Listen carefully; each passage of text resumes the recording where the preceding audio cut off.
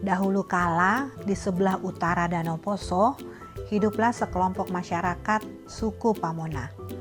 Mereka hidup dengan rukun dan damai di tepian Danau Poso. Suku Pamona terkenal dengan kebiasaannya saling membantu dan bergotong royong setiap kali ada hajatan atau acara di kampung mereka. Sebagian besar suku Pamona menggantungkan hidupnya dengan bertani dan bercocok tanam. Sebagian lagi menjadi nelayan untuk memenuhi kebutuhan hidupnya sehari-hari. Namun, kekayaan alam tanah mereka tidak membuat suku Pamona hidup sejahtera. Mereka justru hidup dalam kemiskinan dan kesusahan. Mereka tidak tahu bagaimana mengolah tanah mereka dengan baik, sehingga panen mereka selalu gagal. Dan kebutuhan hidup mereka pun tidak bisa terpenuhi. Melihat hal ini, sedihlah hati Lasaeo, seorang dewa yang tinggal di kayangan. Ia tak tahan melihat penderitaan warganya. Maka suatu hari, Lasaeo kemudian memutuskan untuk turun ke bumi. Ia menjelma menjadi manusia dan pria yang tampan, dan menunggangi kerbau putih yang gagah perkasa, ia turun ke bumi ke tengah masyarakat suku Pamona. Aku Lasaeo, putra langit milik Pue Palaburu. Aku datang ke sini untuk menolong kalian dari kesusahan. Seluruh masyarakat Pamona pun bergembira menyambut kedatangan Lasaeo. Kini mereka bisa berharap agar kehidupan mereka menjadi lebih baik. Dengan kesaktiannya, Lasaeo kemudian memunculkan beberapa ekor kerbau untuk membantu penduduk mengolah sawahnya. Ia juga mengajari penduduk untuk bercocok tanam dengan lebih baik. Dengan kehadiran Lasaeo di tengah-tengah mereka, penduduk suku Pamona pun berangsur-angsur menjadi lebih sejahtera. Kehidupan mereka membaik, panen mereka berhasil, sehingga mereka hidup lebih bahagia. Lasaeo kemudian bertemu dengan Rumongi. Rumongi adalah salah satu anak dari pemimpin suku Pamona. Parasnya cantik dan baik hatinya. Rumongi senang membantu ibu-ibu di desa. Bahkan ia juga sering menjaga anak-anak ketika orang tua mereka sedang bekerja di ladang. Anak-anak pun senang berada di dekat Rumongi, karena Rumongi pandai menghibur hati mereka. Karena kecantikan dan kebaikan hatinya, Lasaeo pun jatuh cinta kepada Rumongi.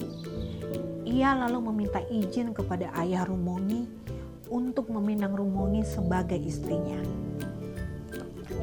Ayah Rumongi tanpa berpikir panjang pun memberikan restunya kepada Lasaeo. Pikirnya, Lasaeo adalah lelaki yang bertanggung jawab. Ia pasti bisa memberikan kebahagiaan bagi Rumongi. Maka Lasaeo dan Rumongi pun mengikat janji. Di hadapan Pue Palaburu, kami berjanji untuk menerima satu sama lain sebagai suami dan istri. Kami berjanji akan mengasihi dalam suka maupun duka. Begitulah janji Lasaeo dan Rumongi di hadapan Pue Palaburu dan seluruh masyarakat desa. Lasaeo dan Rumongi pun hidup bahagia. Tak lama kemudian mereka dikaruniai seorang anak laki-laki. Kebahagiaan Lasaeo dan Rumongi pun semakin bertambah. Suatu malam, Lasaeo memanggil Rumongi. Rumongi, kemarilah, ada yang ingin kukatakan kepadamu. Ada apa, Lasaeo suamiku? Rumongi, aku bukanlah manusia biasa. Aku bukan berasal dari bumi. Aku adalah putra langit. Oleh karena itu, aku tidak boleh memegang kotoran manusia. Aku adalah manusia suci. Kotoranku berbeda dengan kotoran manusia biasa. Rumongi terkejut mendengar pengakuan Lasaeo. Ia tak menyangka bahwa suaminya adalah seorang yang suci. Ia berjanji, "Baiklah Lasaeo, aku akan mengingat perkataanmu dan akan menyimpannya dalam hatiku. Aku berjanji akan menjauhkanmu dari kotoran manusia."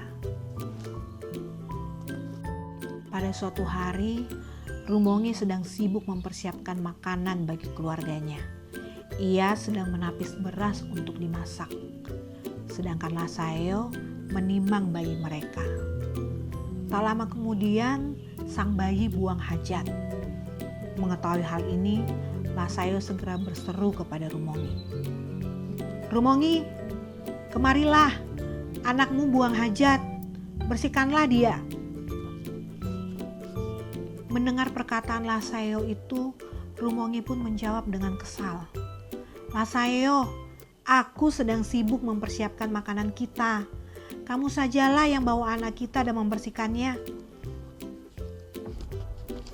Lasaeo semakin kesal mendengar jawaban Rumongi. "Rumongi, tinggalkan saja beras itu. Kemarilah dan cucilah anak ini." Rumongi pun tidak kalah kesalnya mendengar permintaan Lasaeo. "Lasaeo, kamu sedang tidak melakukan apa-apa, sedangkan aku sedang mempersiapkan makan malam keluarga kita. Bawalah anak itu ke sumur dan bersihkanlah ia." Kesal mendengar jawaban Rumongi, Lasaeo pun berteriak, "Ah, ini bukan tugasku Rumongi, ini tugasmu." Sang bayi mendengar suara keras ayahnya pun menangis. Lasaeo dengan murka meletakkan bayinya lalu pergi keluar. Lasaeo melampiaskan kemarahannya kepada kerbau putih miliknya. Ia menghunuskan parangnya lalu memenggal kepala kerbau putih kesayangannya itu. Dengan kesaktian yang ia miliki, Lasaeo melemparkan kepala kerbau itu hingga ke daerah lembah Bada. Lalu Lasaeo menengadah ke langit. "Wayam Baluga, turunlah dari langit." Kemudian dari langit muncullah sulur pohon yang kuat dan liat. Ia terus turun hingga ujungnya menyentuh ujung jari kaki Lasaeo. Lasaeo kemudian tanpa ragu menaiki Wayam Baluga itu, memanjat menuju ke langit. Rumongi yang melihat hal itu seketika tersadar. Ia tahu ia telah berbuat salah. Ia melupakan janjinya. Lalu dengan secepat kilat ia meraih bayinya dan berlari mengejar Lasaeo. Ia turut menaiki Wayam Baluga sambil memohon kepada Lasaeo. "Lasaeo, maafkan aku. Aku telah bersalah. Jangan pergi, jangan tinggalkan kami, jangan tinggalkan anakmu." Namun Lasaeo tidak peduli. Ia terus naik Wayam Baluga.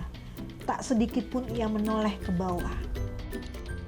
Rumongi juga tetap berusaha menaiki Wayam Baluga itu sambil terus memohon, "Lasaeo, maafkan aku. Jika engkau tak mau menerimaku kembali, bawalah anak ini bersamamu." Namun Lasaeo tetap tidak memedulikan Rumongi dan tangisan bayinya. Ia terus memanjat. Sesampainya di langit, Lasaeo kemudian menghunuskan parangnya sekali lagi dan memotong Wayam Baluga. Dengan sekali tebas, Wayam Baluga pun terputus, lalu mulai melonggar dan jatuh ke bumi. Ketika Rumongi merasakan sulur melonggar, ia sadar bahwa Lasaeo telah memotong Wayam Baluga. Rumongi pun terjatuh bersama anaknya. "Betapa teganya engkau membunuh aku dan anakmu, Lasaeo!" Rumongi berteriak dalam keputusasaannya sambil menangkap sang anak bayi. Rumongi pun memohon, Oh, Pueng Palaburu, berilah keadilan kepada diriku yang lemah dan kepada anak yatim ini. Belalah hak diriku yang sengsara dan orang yang kekurangan. Rumongi pun terus mendekap anaknya sambil menangis. Ia sadar tak lama lagi ajal akan tiba. Tanah bergetar saat tubuh Rumongi dan bayinya menghujam bumi.